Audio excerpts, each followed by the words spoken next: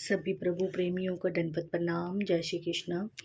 आपके YouTube channel Shri Chakradhar लीला ज्ञान में आप सभी का स्वागत है। आज की लीला है स्वार्थ भरा बड़प्पन। राहेर गांव में विष्णु स्वामी नाम के एक सुविख्यात सन्यासी रहा करते थे। उनके पास एक कुटिका सिद्धि थी, जिसको मुंह में रख लेने से वे अदृश्य हो जाते थे और चुपके से अपने शिष्यों के घर जाकर उनके संवादों को सुन आते थे। दूसरे दिन जब शिष्य लोग उनके दर्शन करने आते तो वह उनमें हुई सारी बातचीत वर्णन कर देते। गुरु की इस करामात से हैरान होकर शिष्यों ने सामर्थ्यवानशाली समझ बैठे और अंधश्रद्धा विभूत होकर उनकी पूजा करने लगे। विष्णु स्वामी इस रहस्य को प्राप्त करके बड़ा प्रखुश था और यदा कदा चमत्कार दिखा उन्हें अभिभूत किए रहता था। त्योहार के दिन थे। गांव भर में दूर दूर से आए यात्रियों का जमघट था। विशाल जन समुदाय देख विष्णु स्वामी को उन्हें प्रत्येक चमत्कार दिखाने की लालसा जगी। वो यात्रियों के बीच आ खड़े हुए और कुटिका मुख में रखकर आकाश में उड़ गए। लोग उनके यह सामर्थ्य देख बड़े प्रभावित हुए, लेकिन होने कुछ ऐसी हुई कि काफ़ी ऊंचाई पर जाने के पश्चात विष्णु स्वामी को जोर की छींक आ गई। उनका छींकना था कि मुख से कुटिका निकल नीचे आ गिरी और उसके साथ वे भी चक्कर काटते हुए धड़ाम से नीचे आ गिरे। ये तो सौभाग्य था कि नीचे वह गहरे पानी में आ पड़े, जिससे उनकी एक टांग ही टूटी। यदि इतनी ऊंचाई से धरती पर गिरते तो एक भी हड्डी पसली साबुत न बचती। जीव स्वार्थी है, वह अपने बड़प्पन के स्वार्थ के लिए क्या कुछ नहीं कर सकता। विष्णु स्वामी के कई शिष्य थे, जिनसे वह नित्य प्रति अपनी पूजा करवाता था। गोविंद स्वामी श्री विष्णु स्वामी के शिष्यों में से एक था। विष्णु स्वामी हमेशा गोविंद स्वामी को श्री चक्रधर स्वामी के पास न जाने की ताकीद करता रहता था। भगवान उस समय गोदावरी के तट पर ही ठहरे हुए थे, इसलिए गोविंद स्वामी ने उस रास्ते से आना जाना ही छोड़ दिया। यदि वंश उधर से निकलना भी पड़ जाता तो वो वस्त्र से अपना पूरा मुंह ढांप लेता, जिससे उसे स्वामी के दर्शन न हो सके। एक दिन श्री स्वामी एक विशाल वृक्ष की आड़ में आसन पर विराजमान थे। गोविंद स्वामी ने उन्हें सामने न देख यह अनुमान लगाया कि शायद वे उस स्थान से कुछ कर कहीं अन्यत्र चले गए हैं, इसलिए वह बिना मुंह ढाके ही उस मार्ग से आ निकला। वृक्ष के नीचे आते इसका भगवान से साक्षात्कार हो गया।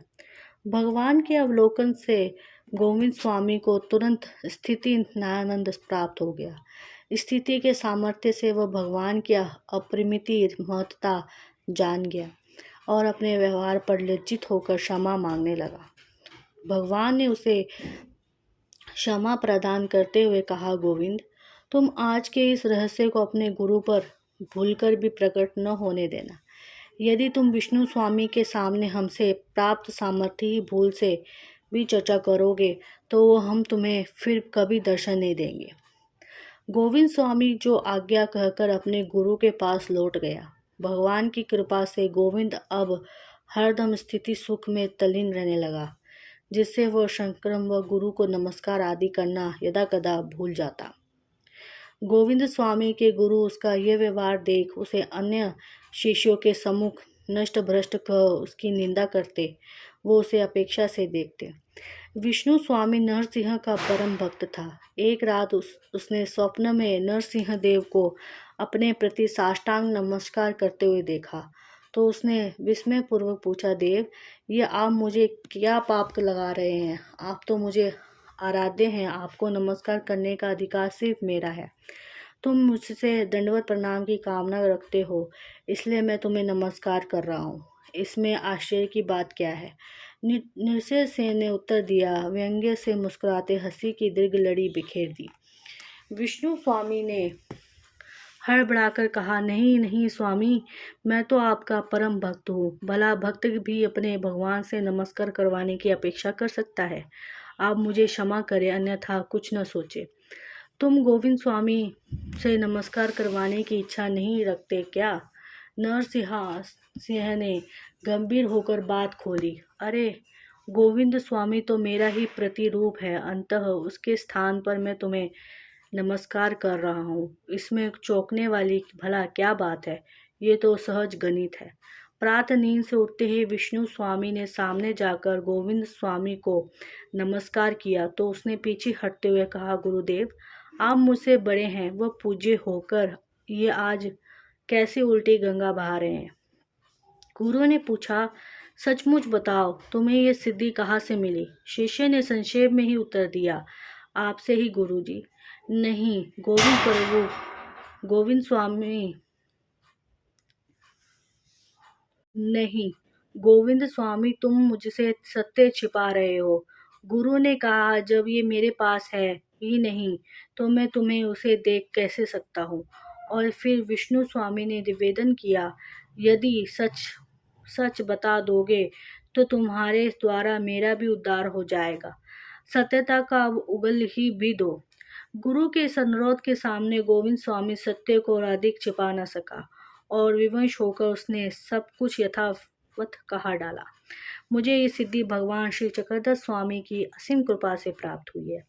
ये सुन तो विष्णु स्वामी सत्य में आ गया, उनका भ्रम टूट गया, अज्ञानंधकार से आच्छादित नेत्रपट खुल गए, अंतर हृदय में श्रद्धा पैदा हो आई। तुरंत दोनों भगवान के दर्शन करने चल पड़े, किंतु भगवान ने अपने दर्शन से कृतार्थ नहीं किया। विष्णु स्वामी पछताता रह गया। स्वार्थता और विमुखता की भावना ही दोनों को ले डूबी। सभी प्रभु प्रेमियों को दंडवत प्रणाम।